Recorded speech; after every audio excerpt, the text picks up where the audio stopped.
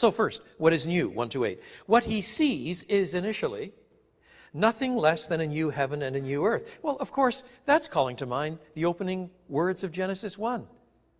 God made the heaven and the earth. So, the opening of the Bible connects with the very closing of the Bible. But now this new heaven and new earth, as we'll see in the following verses, is untainted by any of the residue of sin of Genesis 3. It's a new heaven and earth. That's what he sees, a transformation of existence. You find this language, new heaven and new earth, going all the way back to Isaiah and coming forward from time to time in the Bible. It shows up, for example, in one of Peter's writings. Sometimes the same thing is described in other terms. The Apostle Paul writes about this whole world order groaning like a woman in pregnancy, waiting for the final transformation of God's people when the whole universe will be transformed as well. And then it changes. I saw a new heaven and a new earth, and then I saw the holy city, the new Jerusalem, coming out of heaven.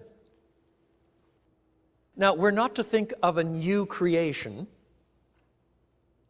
into which the new Jerusalem comes. Rather, this is simply changing the metaphor. Apocalyptic is doing that. The ultimate state can be thought of as a new heaven and a new earth. Or it can be thought of as a new city. And you are seeing different facets of the same reality. In the first case, a new heaven and a new earth, the thing that John comments about it is this: there was no more sea. Well, for those of us who love the sea, that seems a bit harsh, doesn't it? But what you must understand is that the sea, so often for the ancient Israelites, is associated with chaos. They were not a seagoing people. I was born in Canada, but my parents were both born in the UK. And basically, British people are born with salt water in their veins. They're an island community. They're a seafaring people. So their literature and their poetry is full of this. Even as a boy growing up in Canada with some of this heritage, I memorized poems like, I must go down to the sea again, to the lonely sea in the sky, and all I ask is a tall ship and a star to steer her by, and so forth.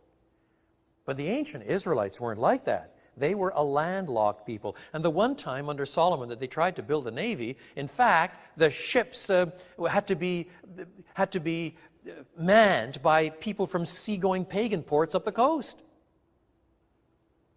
So as a result, Israelite poetry is full of negative uses of the sea. It's full of chaos and danger and the like. So, in Isaiah 57, the wicked are like the sea which churns up muck and mire forever. Do you see? And in that kind of heritage, what John says is, I saw a new heaven and the new earth, and there was no more sea. This is not talking about the hydrological principles of the new reality, whatever they will be. It's saying there's no more chaos, no more destruction, no more muck and mire.